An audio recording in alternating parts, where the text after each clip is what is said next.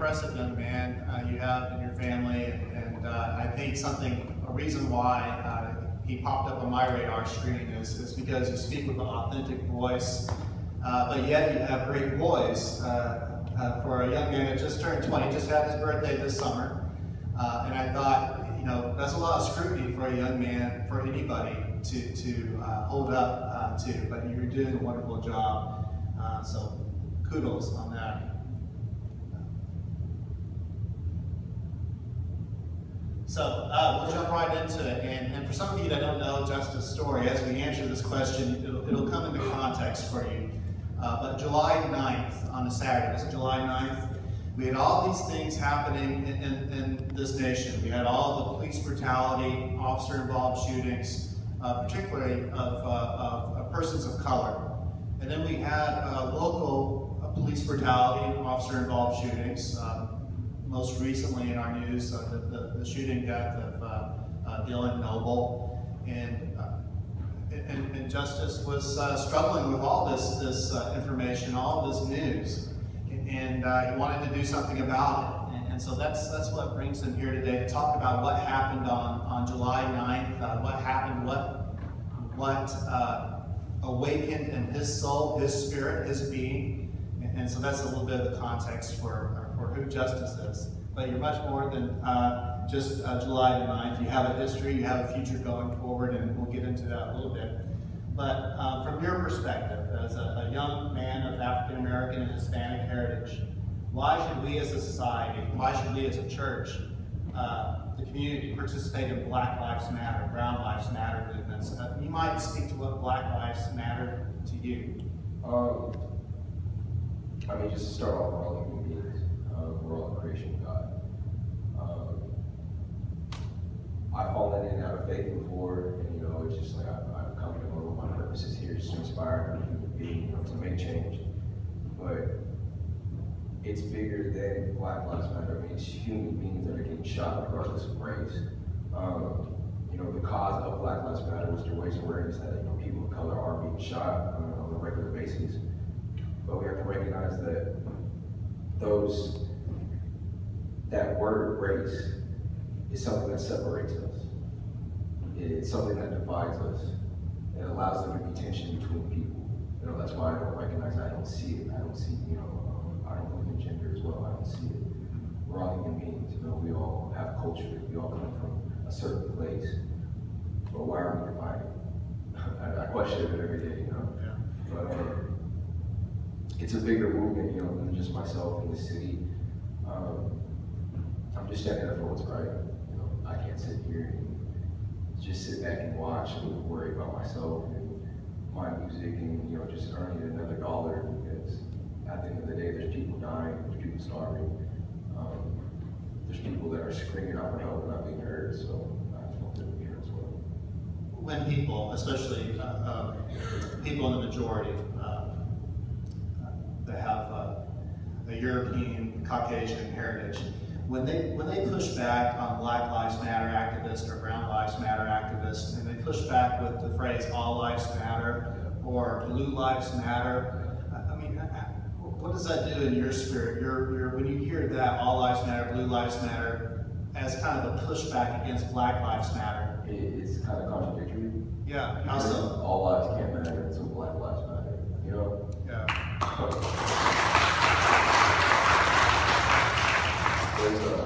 There's a meme that was going around on social media, and pretty much what it is, if there's a fire in your neighborhood, the fire department doesn't come and spray every single house down. Right. You spray the house that's on fire. But that's what Black Lives Matter is. There's a problem that's been happening, since the civil rights movement before that.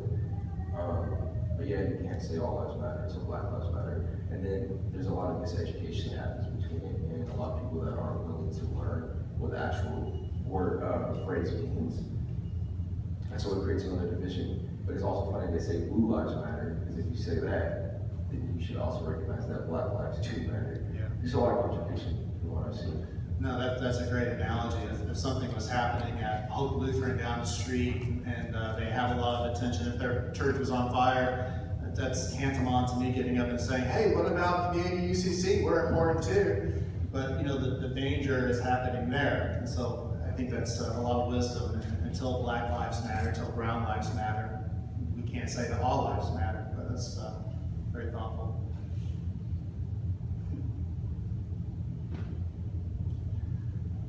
So this is a clip from ABC 30, local news outlet here. Just a little clip of, I think this is July 9th. And there were about probably, would you guess, 500-600 young people there.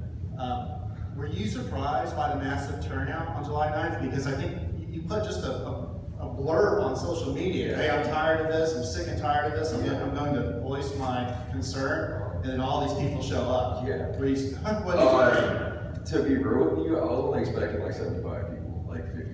And I put it up, I put a flyer on Twitter, and I sat there, and my phone just kept vibrating. I'm like, what's going on? Like, this is crazy. It received like over 300 retweets, which is people that see it and they repost it themselves. And then I get on Facebook. I'm not really active on Facebook. I get on Facebook. The flyer's on Facebook. The flyer has 1,000 shares. So somebody took your, and they put it on Facebook, and it had a life of its own, like viral. It went viral pretty much. And then I was like, oh, okay, well, we can't stop now. So we went out July 9th. I made flyers, actual flyers, posters and stuff. Brought waters up. It was very beautiful. I mean, never in Fresno have I ever seen a large mass of people come together. I think the only thing I've ever seen like that is like a house party, but those end up getting shot up and they're not really popular. But July 9th, it was like, change is possible in Fresno. But the thing is, 500, Fresno's close to almost 1 million people now. 500 isn't even 1%. So, there's a lot more outreach and awareness than we used to have to raise. I'm curious if you in the congregation, did you participate on July 9th in the march and not raise your hand, and if you were able to do that?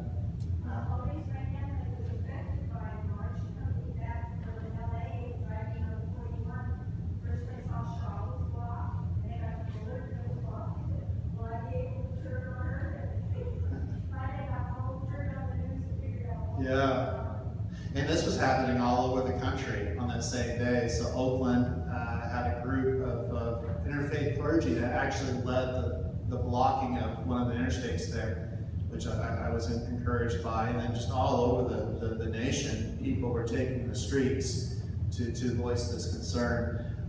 Did you feel any responsibility for that large crowd, or did you feel overwhelmed that, man, I've got this large crowd here and it's up to me to somehow control things? July 9th was like my first protest ever that I've ever been to. Any type of activism at all. It was a big splash. Yeah. So I was learning as I was going, pretty much, and learning how to be a part of the crowd. This entire time I've still been challenged, and I'm still, trying to figure out what my purpose is as being, a leader in the community. But I'm here for the people, not myself. And so when they did start marching, it was like, I'm gonna march with them. I just can't abandon, something that I started. I figured out, how to, direct and then lead and then take charge, but it was a struggle. And is there a burden being, by the press and the media? You've done a lot of interviews. Is there a burden you feel, or an unfair interpretation that you're the leader of this movement? Do you get a lot of pressure from the media and press? I think like the initial week, I did a lot of interviews. A lot of my words were manipulated, like sound bites were, I don't know, it was weird, but I never dealt with that before. But I grew up, having tough skin, so I was prepared for it, I guess, in a certain way. But somebody has to take charge. It doesn't have to be me, but if it's me for now, then so be it, Where does that tough skin come from? My mom, my dad. I grew up in Closey. I grew up in Closey with the Closies. Was bullied, for being mixed, black, Mexican, or just being a weird kid.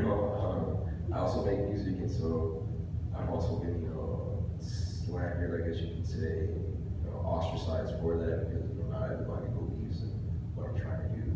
But at the end of the day, I can't quit. I won't quit. So it's kind of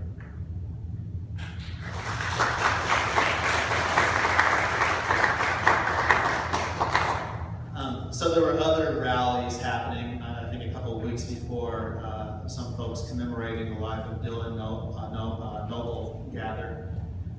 So compared to recent protests and rallies, do you feel like you're being treated fairly by the Fresno Police Department and by Chief Dyer specifically? I don't, and it was funny to me that they had the visual for Dylan Noble on Shields and Armstrong, and it was like Shields, Armstrong, Shields and Fowler, and they blocked that road off.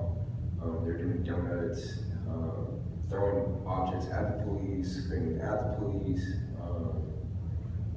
A lot more violent. My protest wasn't violent at all. I mean, I kept telling you, it isn't. And when there was an issue, I de-escalated them. But for what reason? And then, even me being, like I said, on the first protest, I didn't know I needed a permit, to go out and take the streets and access my First Amendment rights. That kind of confused me, to be real with you. But no, I didn't. And then I was arrested, and then given a citation of $20,000 for obstruction of sidewalk and then event no permit. And then I was confused as well because you told me to stay on the sidewalk and then you charged me for obstructing the sidewalk. I mean, at least charge me for blocking the roads because that's what I was doing. So in the system itself, it didn't make sense to me. Right, and there are, and so for the earlier rallies and protests, there are no citations, no arrests that you know of? Right. They actually let the protesters, I guess you could call them, talk on the police loudspeakers. Yeah. I tried to talk to the police that day and got no response. So I was like, all right, that's fine. But like I said, won't stop, can't stop. Do you have legal representation right now? Are you speaking with people? I've been speaking to people, nothing concrete yet, but I'm just preparing for the worst.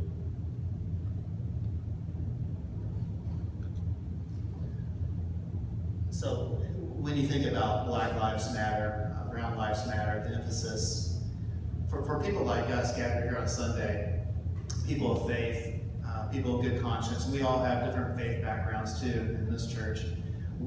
What important thing can a community of faith like this or other communities of faith, what can we do to help amplify the concern of Black Lives Matter? What can we do as people of faith?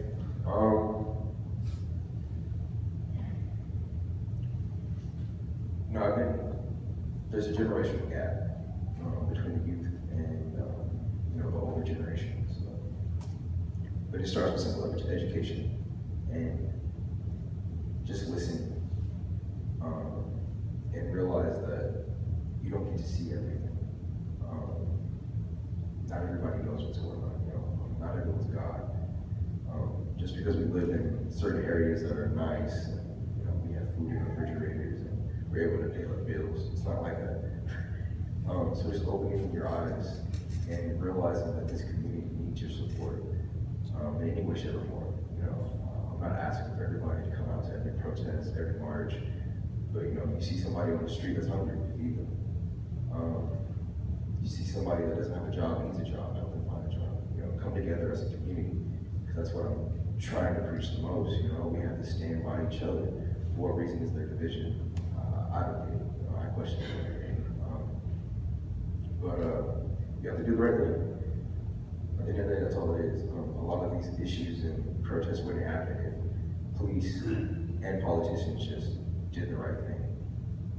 So stop the corruption, do the right thing. Something that this particular church that we struggle to practice, practice what we believe, practice what we preach, but really is practicing being the church, as we have these reminders here on the side of our sanctuary walls that not just inside the safe confines of Sunday worship, but when we leave this space, some churches say, you're entering the mission field, but we're entering opportunities to show kindness. We're entering opportunities to speak justice, truth to power.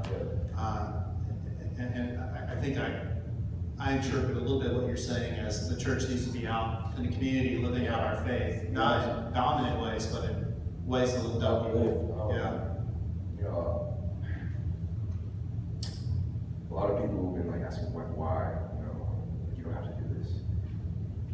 And like I said, I've been challenging my faith, and I've been just personal insight, but Jesus hung around the sinners, you know, he drank wine with the drunks. Right. So Jesus knew how to have a good time. he sure did. Yeah. So, you know, if I have to get dirty, I have to get dirty, and you know, if I have to fall and pick somebody else up, I'm going to. I think that's what my purpose is, you know, just to uplift somebody else, allow somebody else's voice to be heard. I just want to bridge those gaps. You know, you have to hang around people you feel comfortable. You have to test yourself, challenge yourself, get out of your comfort zone. You know, a lot of people do the same thing every single day. They wake up, go work, go sleep, eat, do the same thing, repeat. Stop. Yeah. You know, you're living inside of the system that's just been created. Make the wrong turn and get out of your car and go talk to somebody. You know, you go to the mall or you go to the park, you go to a different church. Why don't we speak to each other? Yeah. How often do you go see a random person and say hello, like how are you doing, or even care about how their lives are? I'm confused, like why is there so much division between our people? Like we live here, we breathe the same air, you know, we bleed the same blood, you know. At the end of the day, you know, ashes to ashes, dust to dust, we're gonna die and be in the grave. Why don't we communicate with each other? But yeah, just challenge yourself, do something different. That's a lot of wisdom for a young man. You know, we run that rat race is what we used to call it, right? Just the grind. And you can do the grind your whole life, and then you wake up one day and your life is concluding, and you never really lived. Yeah, but I don't know, I tried to do something like this past week, like my life is just completely different. And every day, I'm meeting somebody new, sparking a new conversation, educating myself through someone else. It's kind of like what I define success. Like I make music and I used to want to be, you know, just the best. I have the best bars, I have the best raps, I have the best beats. And then it turned into, you know, me just being the best as I can be myself. Because when you try to compete with somebody else, especially with creativity, you can't out-compete somebody in their own lane. So I started developing my own sound, you know, my own type of art form. But then my term of success turned into just educating myself every single day. If I can learn a new piece of information, if I can learn how to do something different, then I'm winning, you know? But just education and challenging yourself and having those new experiences. I mean, I don't want to die a normal person. I don't want to die, you know, just mediocre and like a bland bowl of oatmeal, you know? Yeah. I want to enjoy my life, you know, Sure. to the fullest extent. Yeah. So I'm going to try. So, you know, you're talking a little bit about your music and singing, and what are the inspirations, and then your new interest in activism. What are your inspirations and role models in activism and music, art? Do you have people that you've learned from? With music, I never really had like a mentor. It was always like my peers, and we learned together. But I grew up, you know, listening to a lot of Eminem, Tupac. I think Tupac kind of like inspired me to be as bold as I am today. You know, a lot of people have like, I have what you call it, colorful language. Yeah. So it's not the adult sweater. Yeah. Back language. Yeah. You know, but I don't know. I'm just a bold person, and I hate being contained. Yeah. Told what to. I don't know. I always just have a problem with just, you know, you have to do it this way, and it has to be done this way. Like I always think outside of the box. And, you know, I challenge people a lot and challenge myself a lot. But my biggest inspiration though is inspiring another person. Like I said, I don't do this for myself. I try to lead by example. Do you think people are born bold or born timid, or do they become bold? I think your household and your community kind of shapes who you are, and different experiences shape who you are. And you know, there's no cookie cutter, in my opinion, of what a human being is. So, I mean, it's just how you grew up, and I grew up in a very bold household, so that's, I probably get it from my mom or something like that, you know? But, you know, back to the inspiration, it's like, I'm doing this to inspire somebody else at the end of the day. You know, if I make a song that uplifts somebody and can turn their day around, I would. I'd probably get $100 million from it, or, you know, go platinum or something, but if I put a smile on somebody's face, I'm with it. And then I try to lead by example too, because I have 3 younger siblings, and if I quit, then I'm just telling them it's okay for them to quit. You know, if I tell myself, you know, I'm just going to conform and be the same, I'm also telling them that it's okay to do that, and that's something I stand against completely. You know, like, I want to break these barriers down. I want to be as free as possible, if that makes sense. Is there a cost to being bold? So what you did July 9th, the citations and the hassle, talk about the cost. Is there a cost that you didn't realize when you got into this? Like, okay, Yeah. this is a lot. I think people don't like being put out of their comfort zone, and people don't like seeing the truth. And people, it's funny because I led a peaceful protest, and, you know, we may have shut down the streets, and we may have made people angry, right? But then all of these interviews and stuff, you go read the comments, like, I've received death threats. People saying I should have been shot just like Dylan Noble. You know, they should have arrested him, the cops should have beat him. And it's like, I'm standing here for love, unity, and peace, and you want to tear me down and say I need to die for that? How does that sit right in somebody's stomach? You know, like, how do you go to sleep every night believing something like that? Like, I'm fighting for my cause, so you want me to die?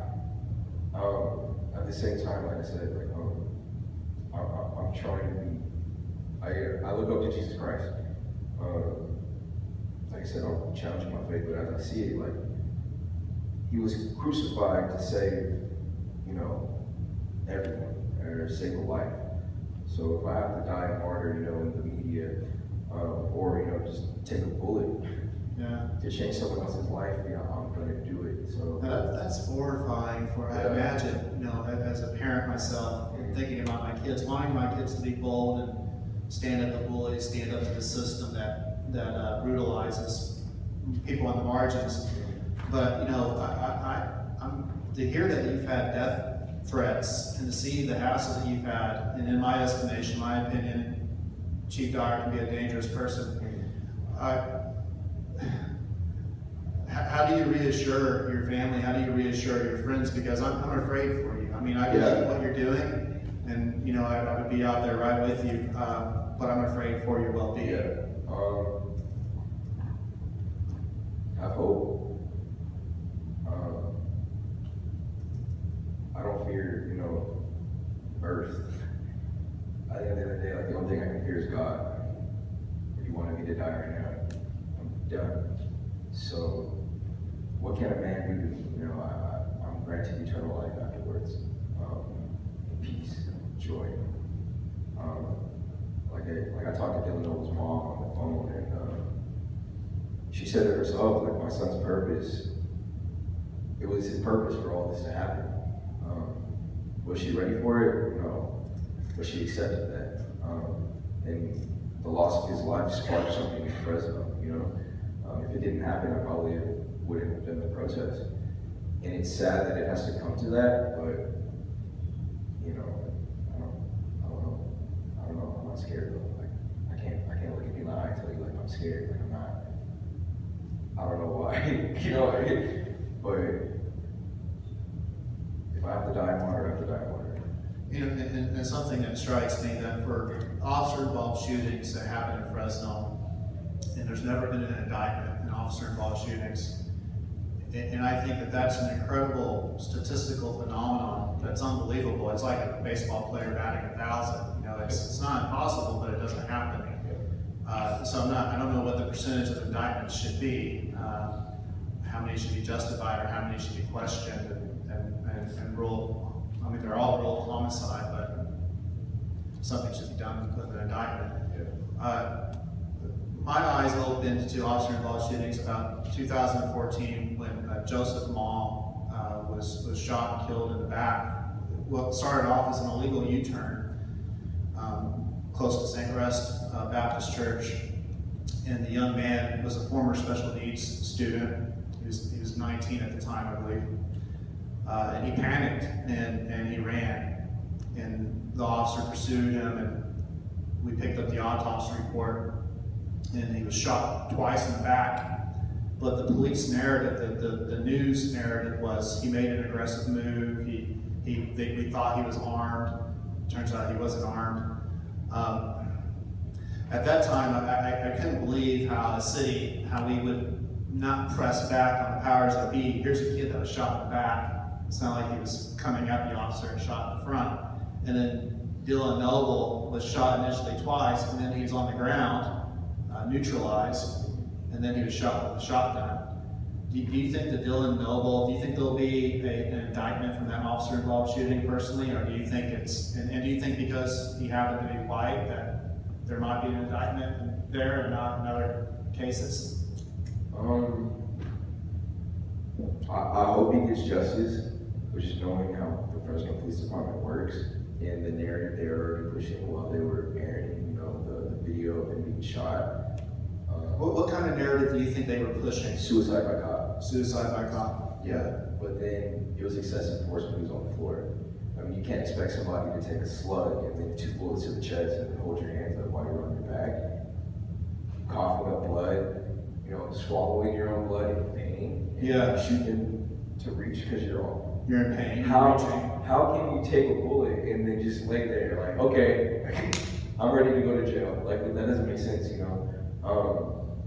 And then even if you watch the video, like I watched the video, and you can clearly tell he has no weapon.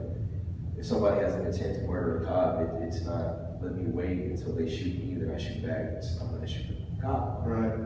If you want to kill somebody, you're gonna kill somebody, right? But it doesn't make sense to me. It doesn't, he was standing there for like 30, 40 seconds.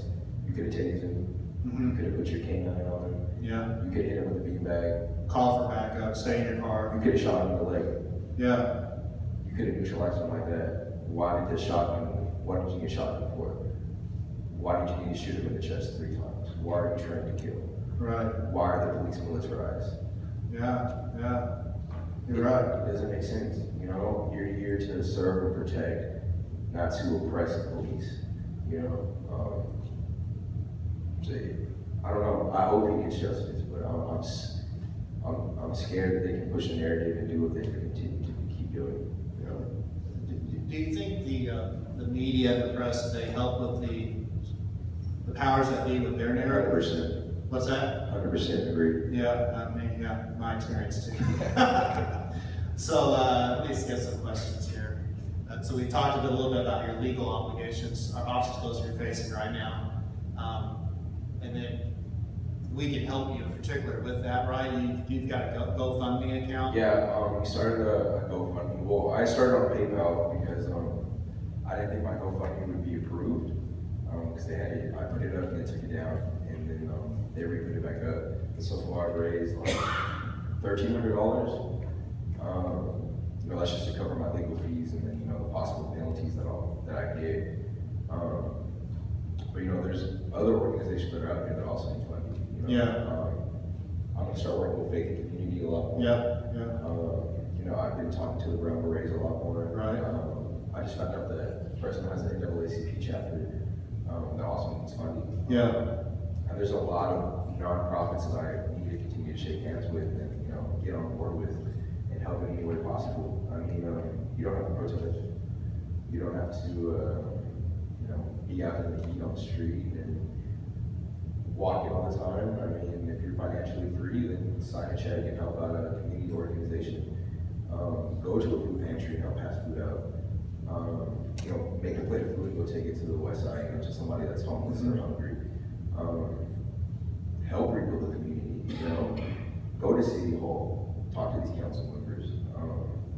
Call Jerry Dyer, ask him why he's not holding his police officers accountable. Right. Ask questions. I think the biggest thing this community needs to do is stop sitting back and then just eating the BS they're feeding us. Right. For what reason? It doesn't make sense. You have to ask. Myself, when I grew up, always asking questions. I question everything. Ask those questions. Because not everybody's going to be 100% truthful to you. So if you want to know, like I said, just don't accept their truth until you know your own truth. Give back in any way possible, and be more active in the community. So for those that are interested in helping out Justice and the family with raising money, there's the GoFundMe account. And if you want to give cash, we can take it to church and we can write a check and you can get the documentation you need for that and we'll make sure Justice gets it. Now, just my last question here.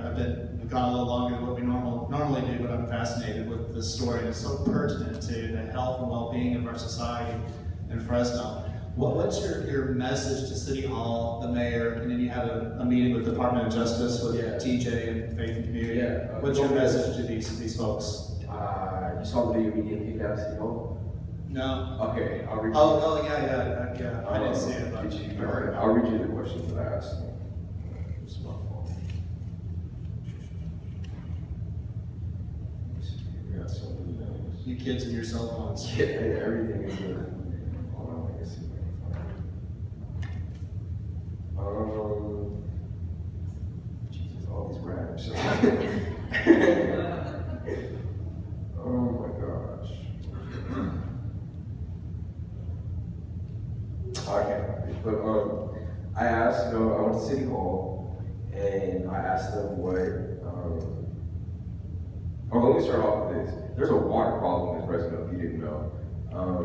And it's been a problem for 12 years. And there's a group of people and they had bottles of dirty water that looked like water infested with feces or something. And completely just nasty, and they were saying it's clean, like, well, it's clean water, you can drink it. So I grabbed the bottle, and I look at the city manager, like, it's clean, right? So drink it. Yeah. He doesn't drink it. Yeah. So that was funny to me. But then, I asked questions about, the policies that are happening with, the police department, and what type of trainings take place if officer has committed a shooting, or if they have murdered somebody. What training takes place to make sure it doesn't happen again. And they all stood there and just stared. Yeah. And then the mayor had a supposed community meeting at another church, I think last Saturday. Yeah. But it was a closed door meeting, right? Yeah. I got no invitation for that either. And then it's funny because she was using the same narrative that I was. Oh, interesting. Yeah, so you are influencing the system a little bit, but yeah. It's just funny because you guys cited me $20,000 and then you just take my words. Like, Yeah. doesn't make sense. Well, Justice, it's been great talking with you, and afterwards, I think if you could stay around, maybe meet some people, and they might have questions, or they might want to offer support meeting you. But thank you for being here. Thank you for doing what you're doing. We're praying for you, and when we can, we want to support and amplify your voice and be with you, to stand in solidarity with you in the movement. So God bless you, and we're praying for you. Thank you.